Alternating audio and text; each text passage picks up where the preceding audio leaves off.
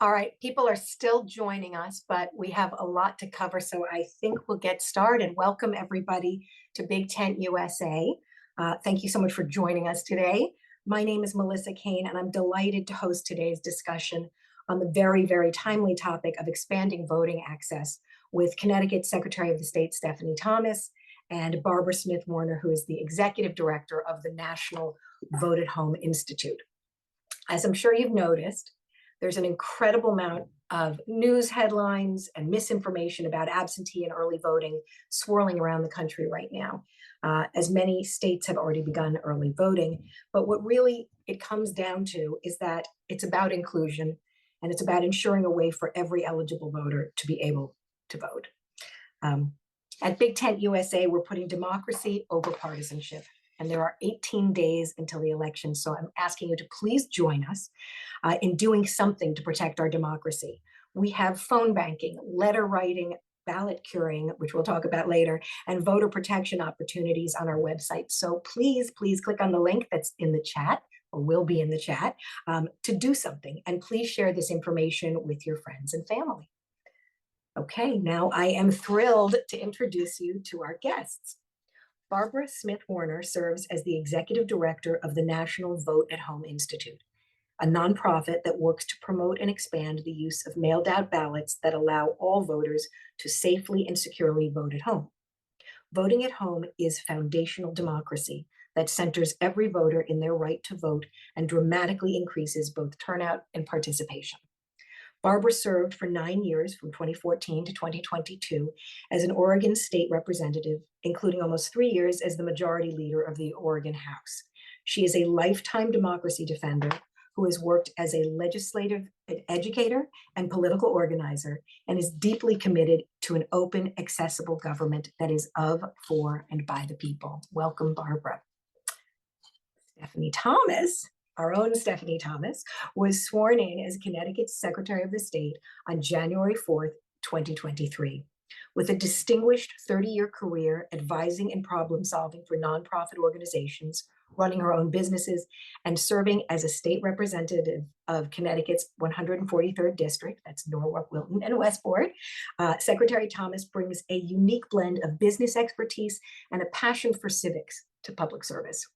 Since taking office, Secretary Thomas has led the implementation of significant election reforms in the state, including the rollout of early voting and a new centralized voter registration system. In September 2023, she secured a historic investment of $25 million to replace the state's aging tabulators, marking Connecticut's first voting machine upgrade since 2006. During her term, Secretary Thomas will also institute the John R. Lewis Voting Rights Act of Connecticut and automatic voter registration at several Connecticut agencies. We're going to start today with Secretary Thomas, who's going to be talking to us about the landscape of voting in Connecticut, and the ballot initiative that Connecticut is going to be voting on November 5th regarding absentee voting for all. Welcome to Big Tent, Stephanie. It's good to see you. Thank you, Melissa. So happy to be here. I see many familiar names out in the audience. I'm going to share my screen, and while I do that, there's a lot happening in elections, as you alluded to, not only in Connecticut, but all around the country. I know every day when I see the news, there's an election story. And you said something in your introductory remarks about like our democracy. And I just always remind people, this is our democracy. And in a way, I'm glad that elections have risen to such public notice, because many people weren't paying attention to how they were funded, what state legislators were doing to restrict access. So now that the spotlight is shining, we have a real opportunity to create the democracy that we want to see. So I'm going to start with a little bit of information about the absentee ballot voting in Connecticut. Most people who don't live in Connecticut are surprised to learn how restrictive our law is, because we are the outlier.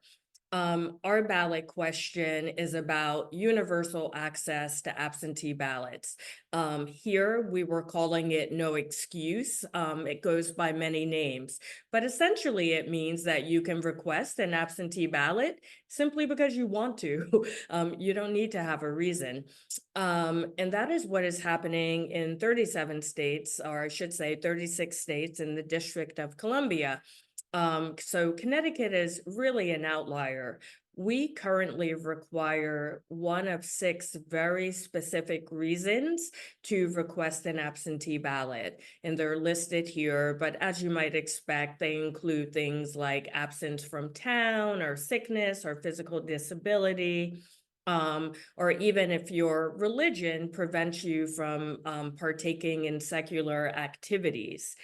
And this year, finally, after almost 2 decades of work by many people, we have a ballot question this year that reads, shall the Constitution of the state be amended to permit the General Assembly to allow each voter to vote by absentee ballot?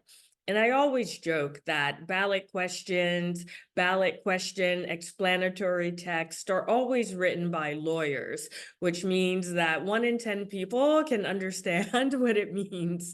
It is factually accurate, but I spend a lot of my time going around explaining what this ballot question does and doesn't mean. And I've heard a lot of the same questions come up, so I'm going to run through some of them quickly. Uh, Most people say, hey, a constitution is sacrosanct. We can't change it. Like, that sounds really, really serious.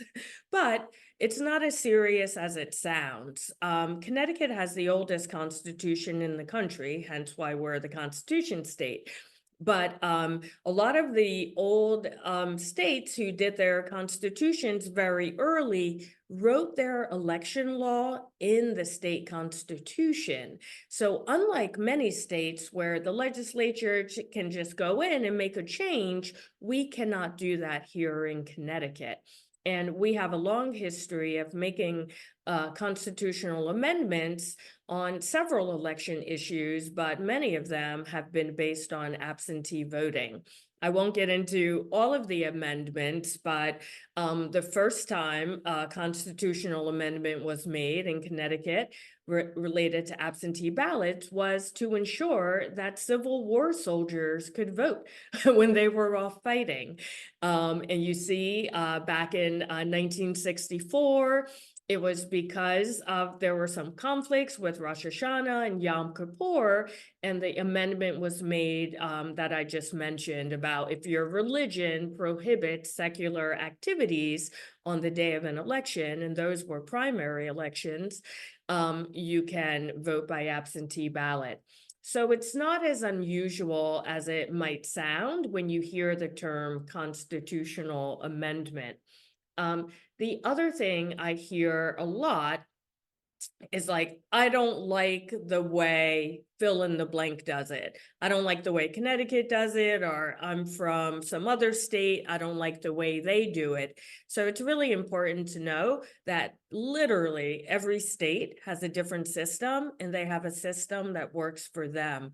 I often, I've done research on all the states that offer universal access. And one of the things I found in my research was that Alaska accepts a ballot via fax machine. And at first I thought, like, what? Like, why would that be the case? That's crazy. We would never do that in Connecticut. But then I realized November in Alaska looks a lot different than November in Connecticut. And I share that point to underscore that states come up with something that works for them. And I also remind people that the ballot question just allows the legislature to create a law.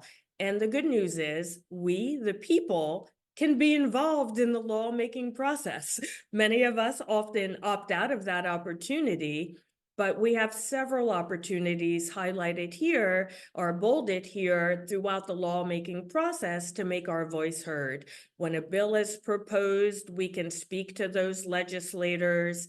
If a committee chooses to raise a bill, there will be a public hearing where people can go in person or on Zoom or send an email or even join by telephone to make their voice heard. After a public hearing, there's always changes. So there's an opportunity to talk to legislators at that time to get changes incorporated. And it's not until the final version is presented and voted upon in the House and the Senate that a bill is finalized. So when I was in the legislature, I was always surprised how few people took time to get involved in the process. But it's a great opportunity to make sure policies are being adopted that reflect what you hope to see when you vote on a ballot question. And you alluded, Melissa, earlier on to all the misinformation that is swirling around. And I'll take a moment just to define disinformation, misinformation, and malinformation. Disinformation is false information put out purposefully with the intent to deceive. Malinformation is false information, or I should say true information put out but out of context with the hope of shaping a certain perception. But misinformation is what I like to say we all do when we repeat things, we hit like, we share things that we have not independently verified. So when here in Connecticut, there's been a lot of talk recently about absentee ballots and our laws and procedures. But states that have universal access have a very different system than we have in Connecticut.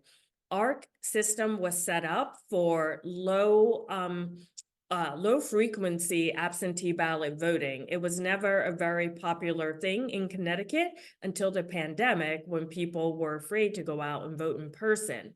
But the states who have had universal access, many of them since the 1980s, those systems provide greater ballot security and also greater voter protections. So if the ballot question passes and we have to consider a law here in Connecticut, there are a few different types of things that we'll be thinking about. One is how the application process works. Many states, like the orange ones, just require basic information, and that's our current system. But many states, like those in yellow, require some sort of additional information like a driver's license number or last four of your social. And those states in gray require some other type of identification. It might be a student ID or a passport or a military ID, tribal ID, etc. We'll also have to think about ballot tracking. Before this call started, Julie was mentioning how she received her absentee ballot and she was able to look on her phone to get that notification.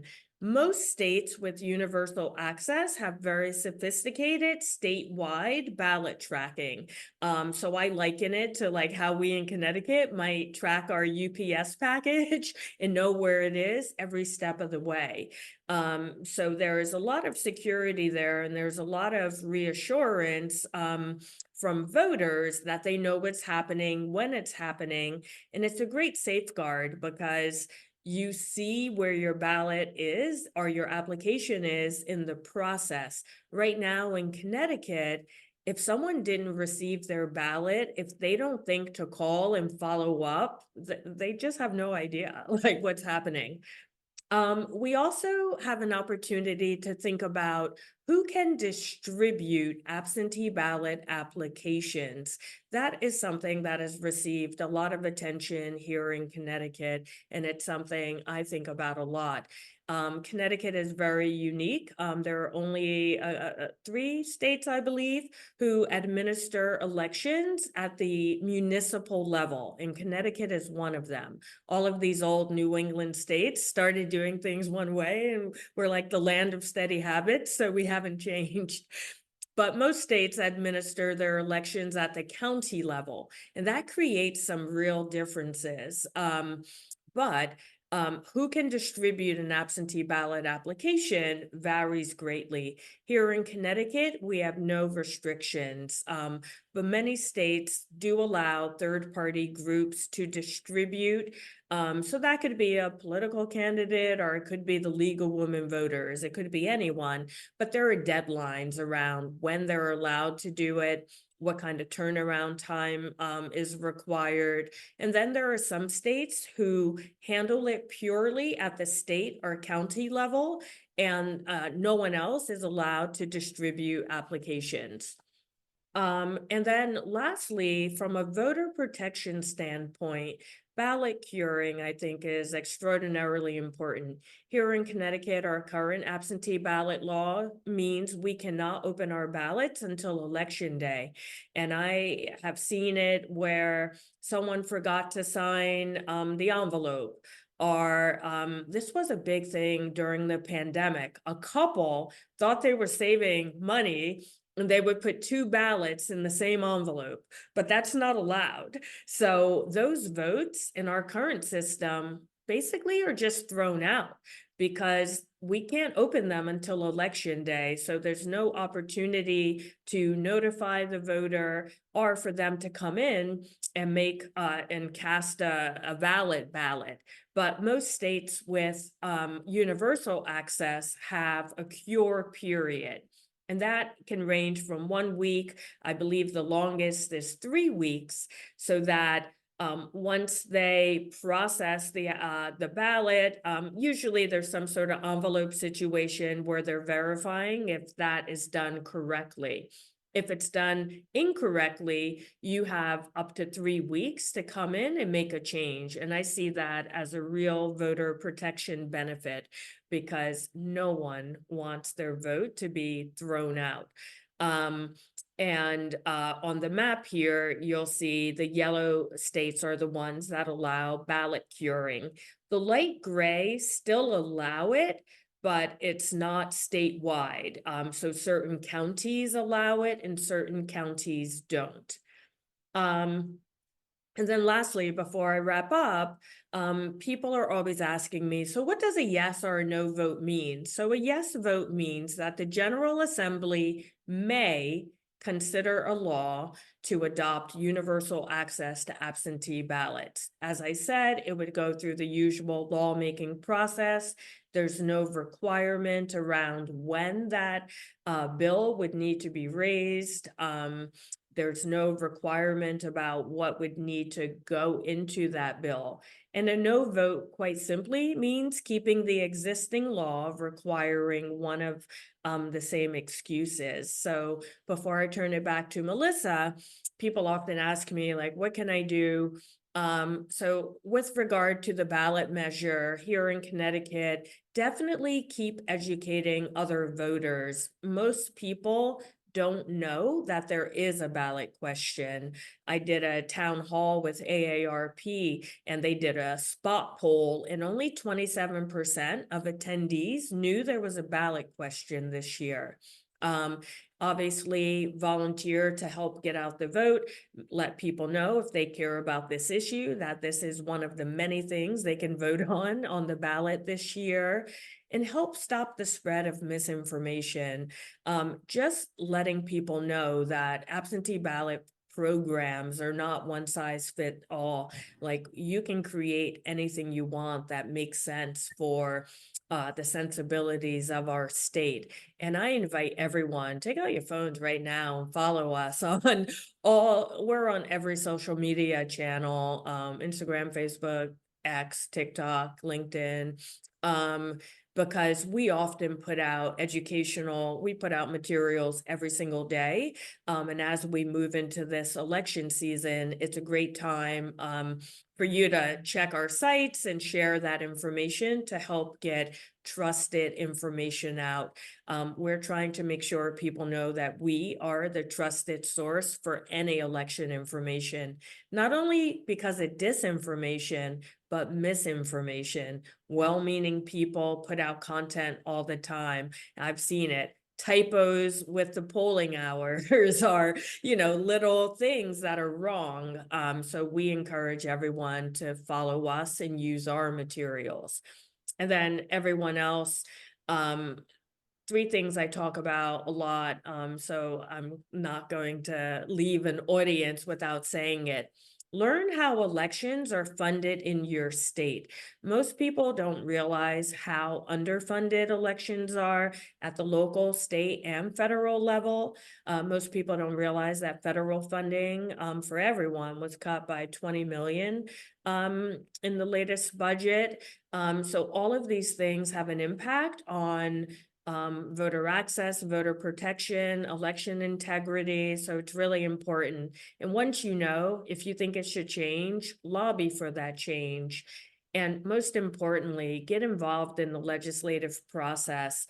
When I'm following the news, I'm seeing the trend of more and more being restricted in various states. And much like here in Connecticut, bills come up all the time, but we have to fight to stop them.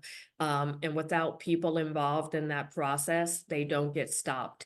So if anyone needs some hints about how to get more involved, powerofcivics.ct.gov is about Connecticut government, but it also is about local and federal, and most of the lessons there can be applicable anywhere in the United States. So with that, I will throw it back to you. Thank you, Stephanie. Thank you so much. First of all, I want to say that I follow CTSOTS on Instagram, and it's where everything's happening. That's It really is fantastic. a source for great information. Thank you. So much information. I think what sticks out to me is what you said in the beginning. We have an opportunity to create the democracy we want. And I want to hand it over to Barbara because I really think that that's what her focus is on. So thank you. And Stephanie, thanks so much. Thank you. Sorry, I got rid of myself.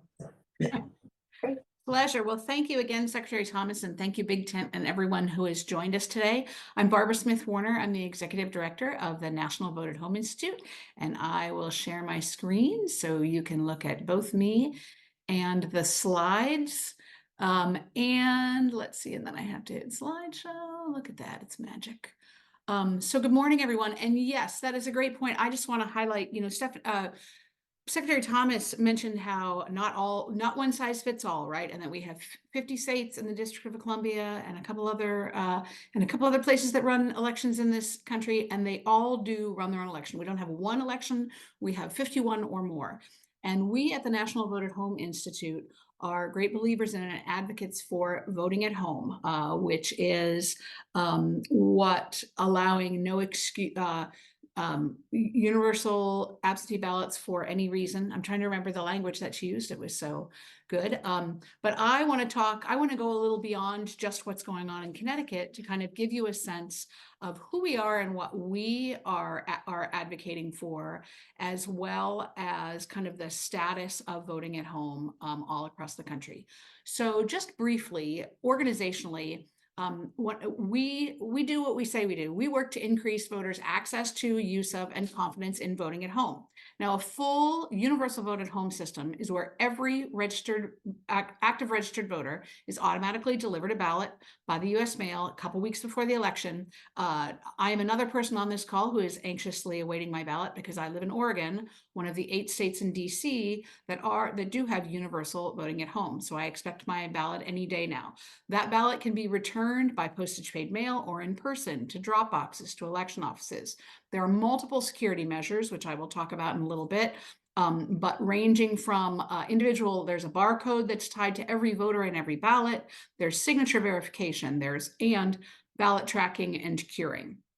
So, and we believe very much that voting at home, it's not just another way to vote.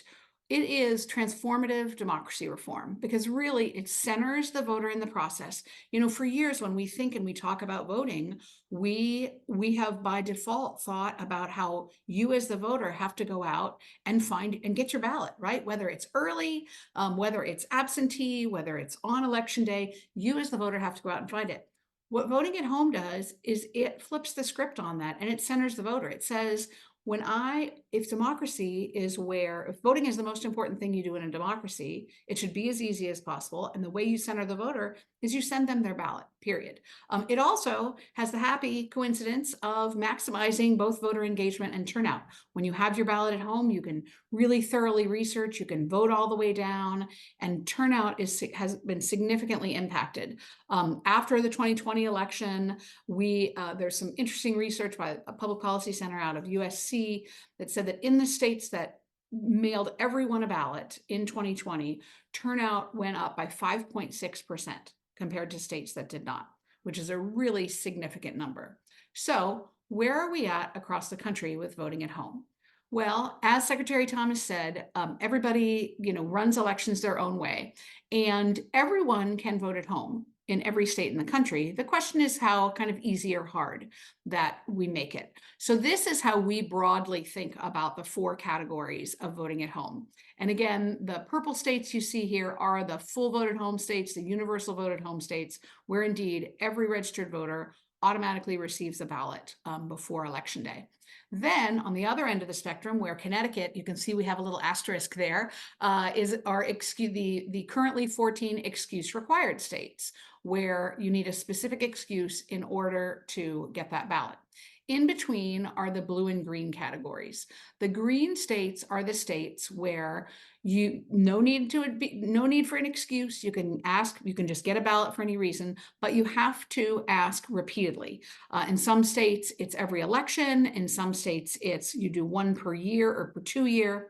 But then the blue states are what we call single sign up. You just sign up one time and you automatically receive your ballot going forward until you opt out or whatever it is. So this is kind of the range of ways. And what we do is we work to increase voters' access to those mail ballots, to voting at home. And we also take every state where it's at, right? We're very supportive of Connecticut moving from excuse required to no excuse. We have worked with a number of states to go from no excuse to single sign up. Michigan and Minnesota are 2 states that have just made that transition recently. And then we work with those states to go to hopefully move closer to universal vote at home. So just a brief myths versus facts about voting at home. Thank you for pointing out that timeline, Secretary Thomas, because indeed, mail ballots, voting at home started back in the Civil War. It has been around for centuries. And here in Oregon, we have been a full vote at home state since 2000. So 24 years, we have been sending everybody a ballot. And it has kind of gradually moved. It's different reasons in every state, right? It is mostly in the West, but Vermont also now does this for their general elections. There is a range of people say, oh, it's all blue states. Tell Utah that. So there really is a range. But the most important myths versus facts are, first of all, the partisan bias, this idea that it only helps one side or another. And the truth is, there are multiple academic studies that show it increases turnout overall, period. Now, caveat is when one side is saying use mail ballots and the other side is not, it may look like there's a partisan ballot advantage. And the truth is that overall, when you send everybody a ballot, turnout goes up for everyone. The other thing that you probably hear the most about, not only in mail balloting, but in lots of other elements as well, unfortunately, is fraud allegations. Those are simply not true. I mentioned briefly before some of the security elements in mail ballots. The most important one, I think, that people don't realize with allegations of ballot box stuffing, every ballot is connected to an individual voter. you can't make photocopies of it and send a bunch in, because first of all, only the first one will count. It just doesn't work that way. Also, signature verification is something that happens in many states to make sure that the person who is registered is the person that filled it in.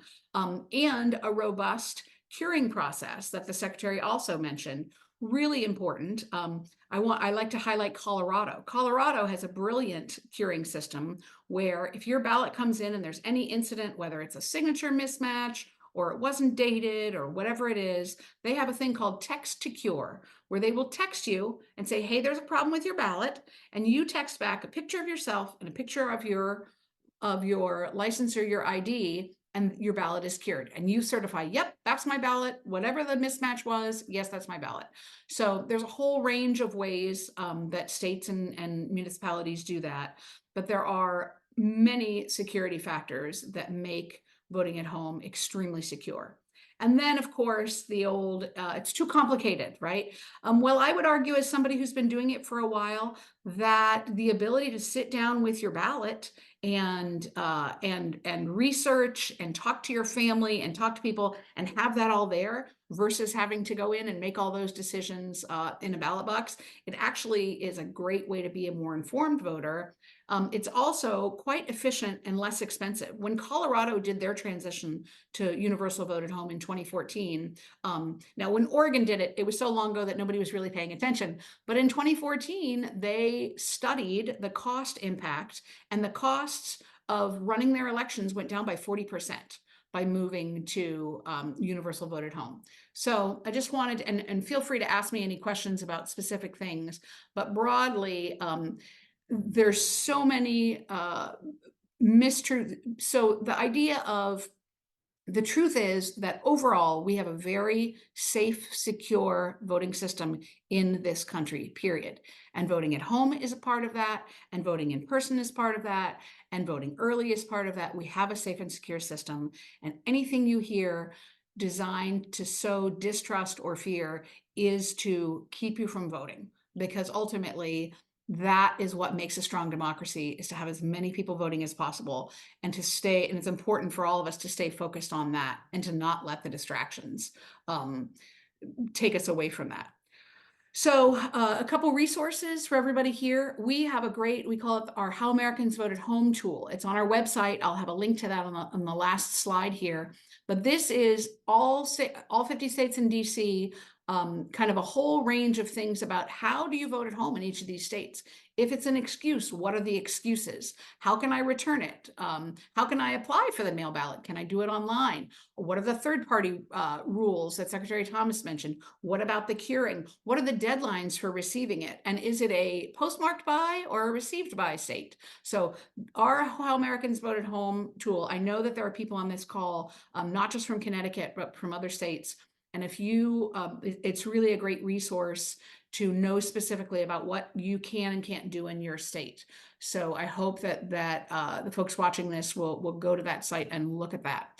So to close out, always a call of action, particularly when you're at BigTent, because that's what they do. First of all, on constitutional question 1, I've got a link up here to the Connecticut Action, who has been doing a lot of the grassroots advocacy on behalf of this. And this is a site where you can go and pledge to vote and get yard signs and do whatever else. But that is the website to go to in support of that for Connecticut. And then here is the link second to our How Americans Vote at Home tool that you can go to and find out about your state, share with other people. And then finally, please just go to our website broadly to sign up for our email newsletter. You can contact me because what we will be doing next year and going forward is we will engage in states. We have a whole community of election administrators who work with mailed out ballot systems. We have resources, best practices, what's being done and how in other states. So what we'll be doing going forward is engaging in those states and helping to support. We'll provide resources for Connecticut if the constitutional question passes and they want resources for what are some of the best practices about how other states do it. We'll be working in states that are no excuse, but that are interested in moving to single sign up. We're hoping to work in Pennsylvania to establish a statewide curing standard rather than having it be county by county. But that's the kind of work also we'd love for you to be engaged with as we continue to do to try to really move us toward this transformative democracy reform that really will center voters and help to maximize voter engagement in our very precious democracy. Thank you. Wow, Barbara, thank you. I guess I have to stop sharing.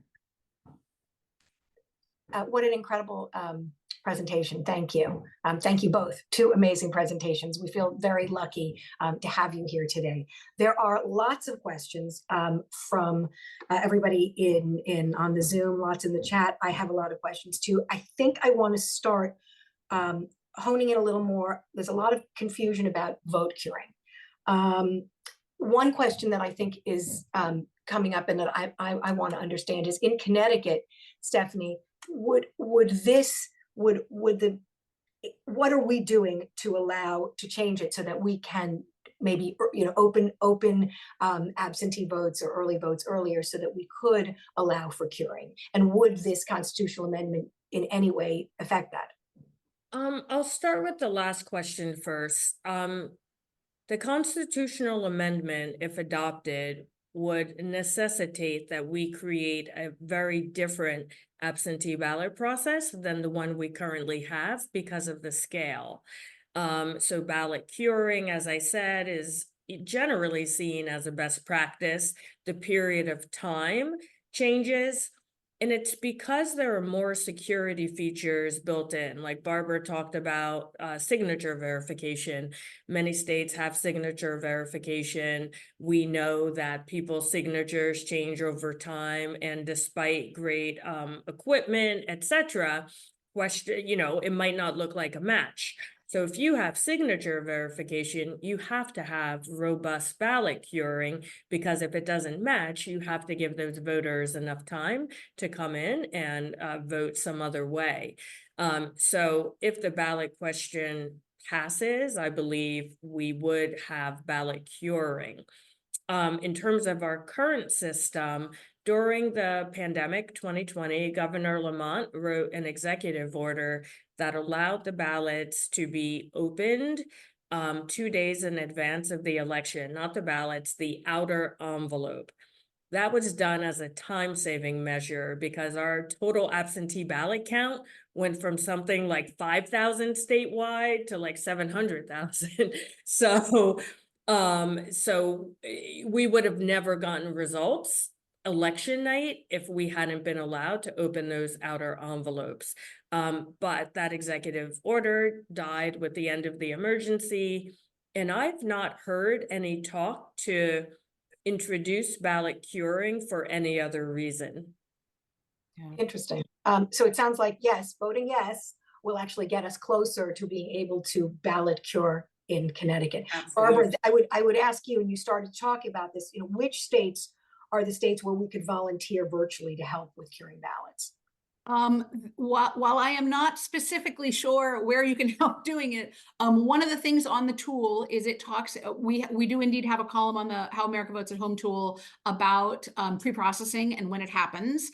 And first I would say one of the things to lift up something that Secretary Thomas said, that ability to cure really goes a long way towards establishing confidence, right? That's one of the things we want. We want people to have confidence in this system, and curing is a huge part of that, and ballot tracking is a huge part of that. But pre-processing in particular, it's fascinating because I was just looking through this column on our tool the other day.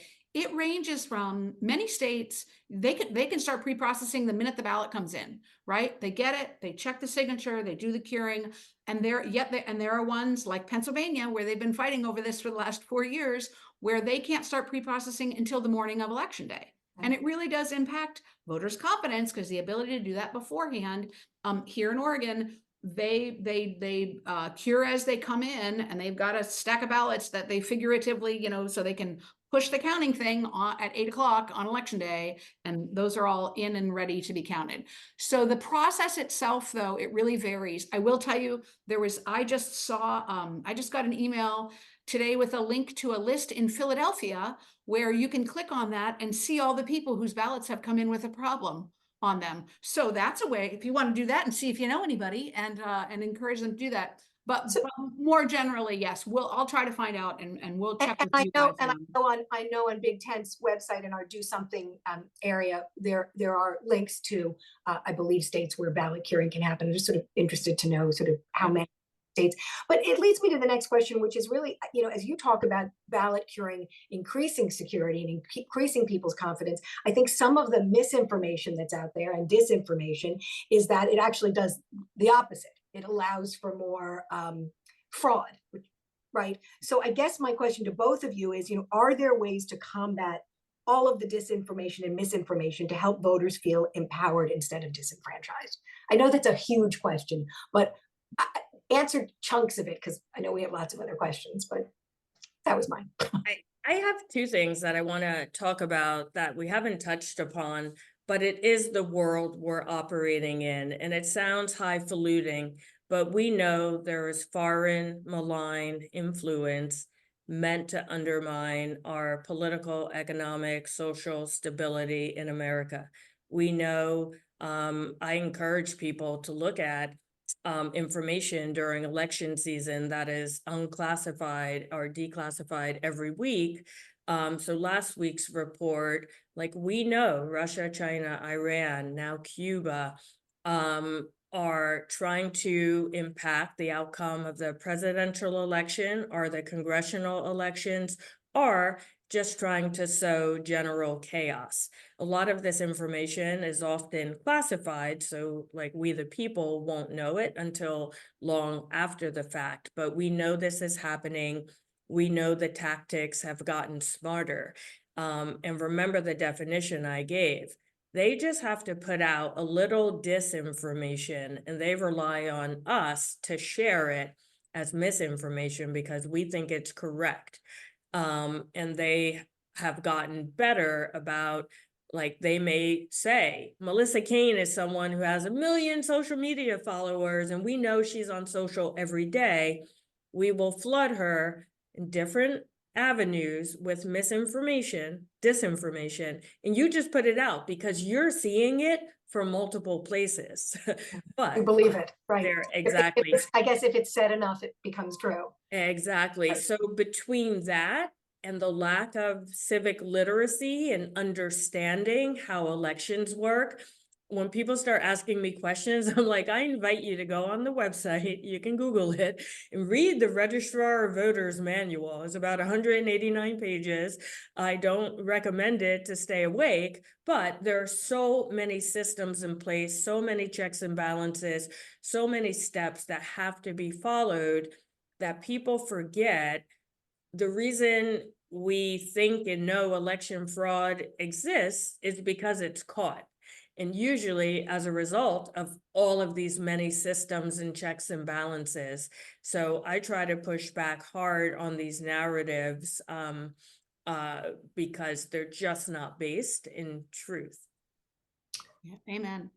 I would just add a couple things. First of all, we have a decentralized election system, right? The ability to commit enough fraud in order to significantly impact, races when you would have to do it in the zillion places where elections are. That's just the kind of ground, the bottom ground of how difficult to impossible it would be. Number two, indeed, stuff gets caught. That's why we know about things that people have done, whether it's somebody, there were a number of people in this year's primary who tried to test the mail ballot system by mailing in a ballot and then voting in person, and they were caught. And some of them were charged with felonies because that is what that is, right? It is a high risk for a very, low reward, the inability to really make significant changes. But then the other thing I would say is that acknowledging the impact of social media and all that swirl of dis and misinformation. And, I can't not quote Mark Twain about the truth not getting on its pants before a lie has gone halfway around the world. And it's a longer term thing, but the idea of bringing people into the system, if you can get even election deniers, to come and volunteer, to come and do a walkthrough of an election office, to be a poll place worker, as odd as that sounds. We were at a democracy conference last year. My communications director, Tyra Wilkes, had this long conversation with someone who they had kind of completely changed their outlook because they were all fired up, and they went and they toured their election office, and they were really intrigued, and then they volunteered as a poll worker, and it completely flipped their understanding. Knowledge is power, education is how we do it, and we just have to, you can't let anything go unanswered, and you just have to keep repeating the truth as many times as possible. Yeah. It's interesting. I'm looking at a question from my friend Jonathan Perlow in the chat. And it's let's talk about the elephant in the room, right? Republicans oppose broader voter participation and challenge election integrity because they believe it will gain them a partisan advantage, which is new, which is actually new. We were talking earlier before the Zoom started about the voting laws in Florida being much broader than even in a place like Connecticut, because it was a place where Republicans realized that it was better if everybody voted. So the question Jonathan has is, what's being done by trusted nonpartisan voices rather than Democrats to counter that disinformation, right? The disinformation that's coming out from, it seems like, Republicans challenging the importance of broader access to voting. I mean, we're a nonpartisan organization. We've had Republicans on our board. Here in Oregon, voting at home was a Republican idea before everyone else. Like, that was who passed it and promoted it in the 90s. Many of the states, if you look at the history of increasing expansion to mail ballots, it was Republican legislatures all through the 90s and the early 2000s who moved that shift from excuse required to no excuse and to single sign up. Arizona and Montana, over 80% of their voters are single sign up permanent absentee voters.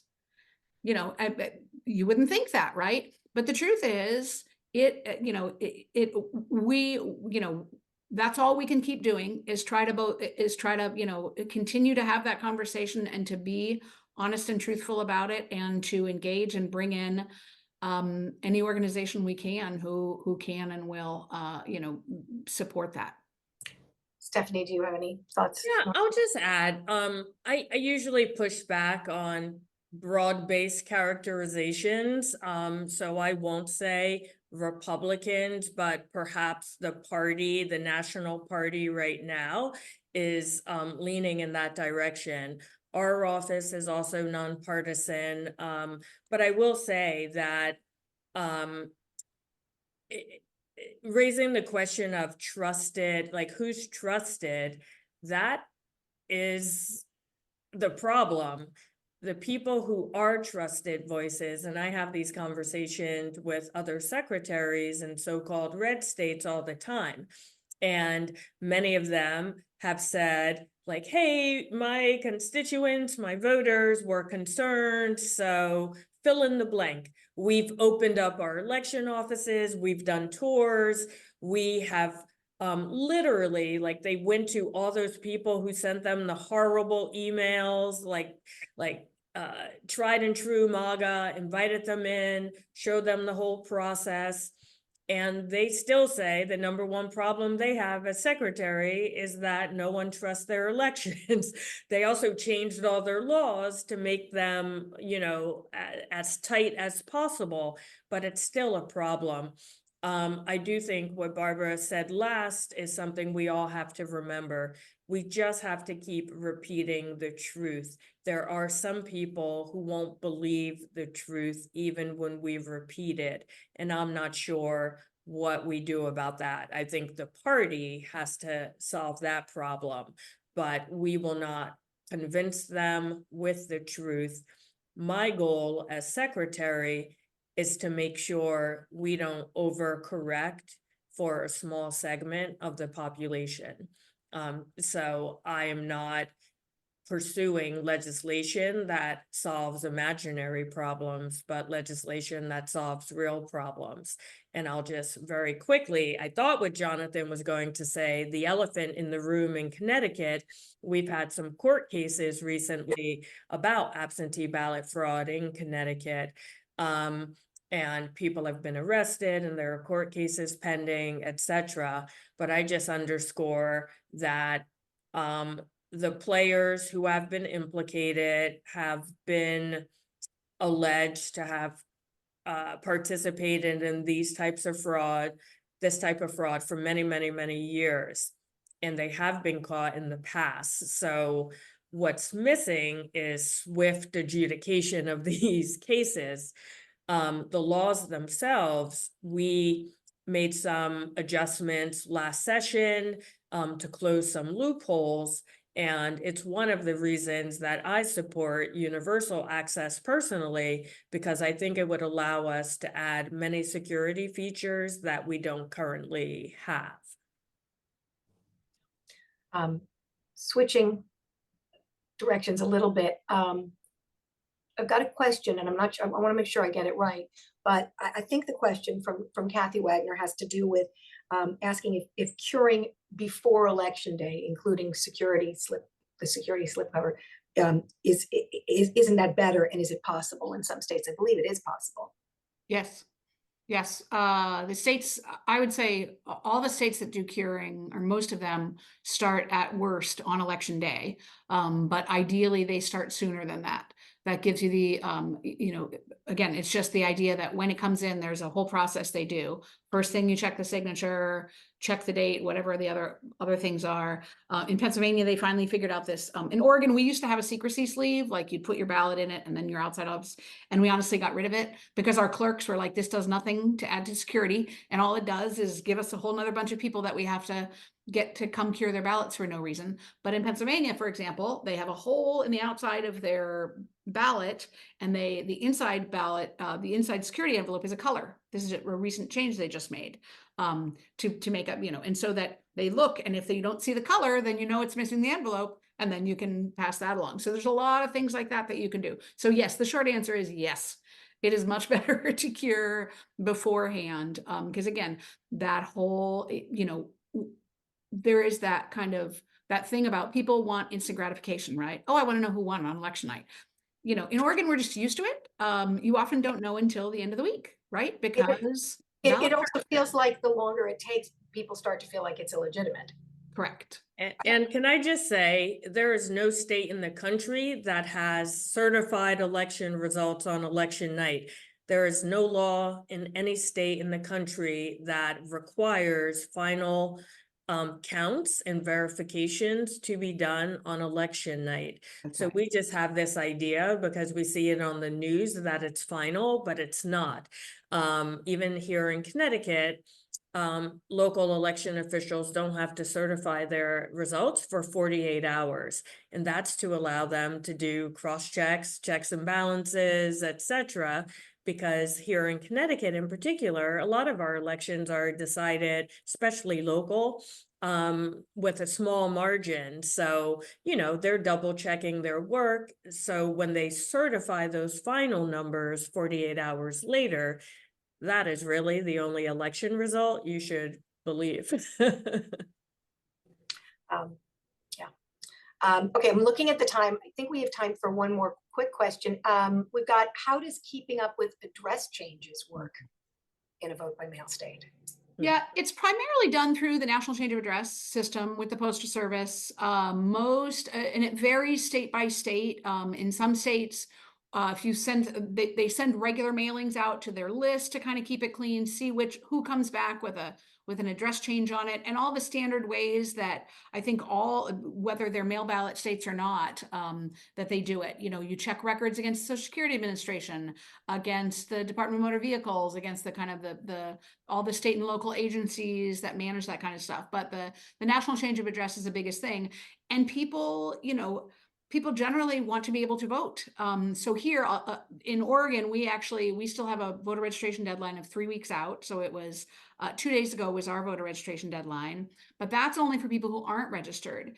If you were registered and you've moved and your ballot comes back, so you've moved and you realize, oh, when the ballots go out, you didn't get it, you can still go and say, here's who I am, show proof of where you live. And they're like, oh yes, we still have you registered at your old address, but you can still get a ballot and vote there. But yeah, it's a variety of ways. And it's something that is, kind of developed and refined all the time in those states, because that is the most important thing they can do, is to keep their voter rolls up to date. And that begs the question, which I can't leave out, what about dead people voting? Yeah. Same thing. Social Security Administration, all of the death certificates from the counties and the state, all of those things. It's all clean. I have to mention, because of the big Jimmy Carter news, every state has different rules about whether your ballot counts. If you vote before Election Day and then you die before Election Day, does your vote still count? And every state has different rules about that. I'm assuming that I'm pretty sure that Georgia, as long as you got your vote in on time, or as long as you got your vote in before you passed away, it still counts. But there are places where if you vote early and then you die, they will pull it out, and they find out, they will pull it out.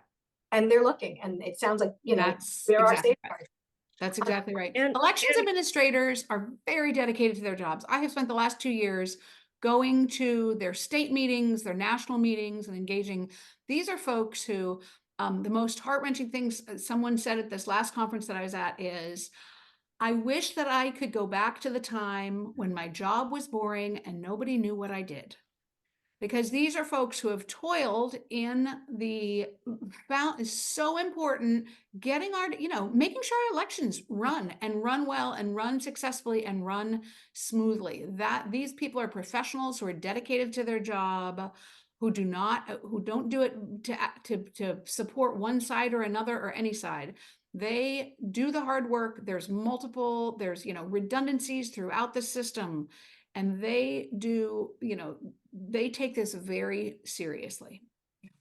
And we're thankful to them, and they get death threats. And I know here in Connecticut last year, we worked hard, and our General Assembly had to pass legislation to further protect election workers. We've got 2 minutes left. What can we do in the next few weeks to help ensure wide access to voting? I'm going to point people again to the Do Something section of the BigTent website, which has so many things, including signing up for ballot curing. Barbara, any thoughts? Stephanie, any thoughts on good places to go to help ensure widespread access to voting? Yeah. Just remember, just go outside of the people you normally talk to, but start with that, right? Is everybody in your family voting? Do they have a voting plan? Are your neighbors voting? Do they have a voting plan? The people that you work with, engage, because it'll make you feel better. If you're anxious, there's nothing better than doing something to make you feel better. Go in and, who are you the most concerned about? Go and volunteer for them. But mostly it really does start at home with your circle.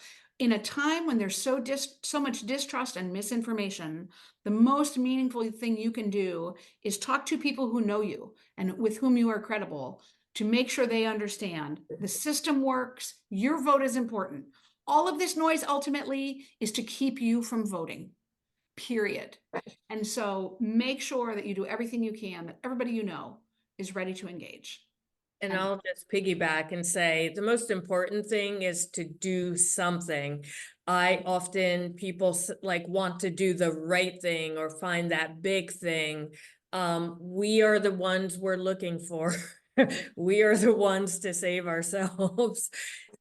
Everything we do that is different than what we did yesterday helps the situation.